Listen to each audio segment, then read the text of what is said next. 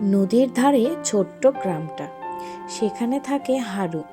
গরিব কিন্তু চোখে ভরা স্বপ্ন হারুর।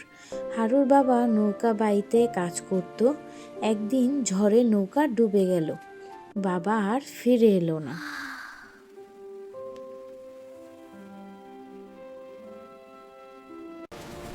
বাবা ফিরে আয়!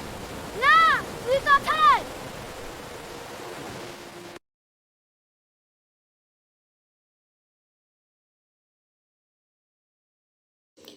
সে দৌড়াতে দৌড়াতে ভাবতে লাগলো, আমি যদি আকাশ ছুঁতে পেতাম, আমার বাবাকে নিয়ে আসতে পেতাম।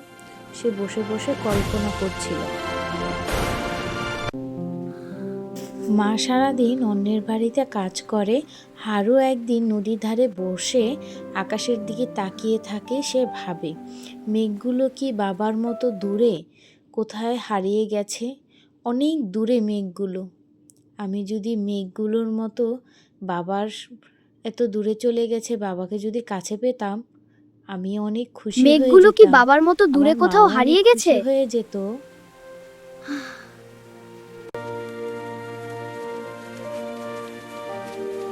একদিন বিকেলে আকাশের কালো মেঘ জমে আছে। সবাই ভয় পায়, কিন্তু হারু দৌড়ে নদীর ধারে যায়। হঠাৎ দেখে মেঘের ফাঁক দিয়ে সূর্যের আলো নাকি ঠিক বাবার হাসির মতো। বাবার হাসির মতো। হারু সে কি খুশি আর খুশি। সে ভাবছে তার বাবা হাসছে তার সাথে। মেঘই তাহলে যেতেছে ঠিক বাবার হাসির মতো।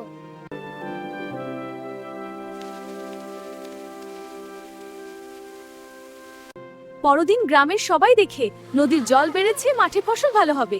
হারুও হাসে, ফসল ভালো হবে। হ্যাঁ মা।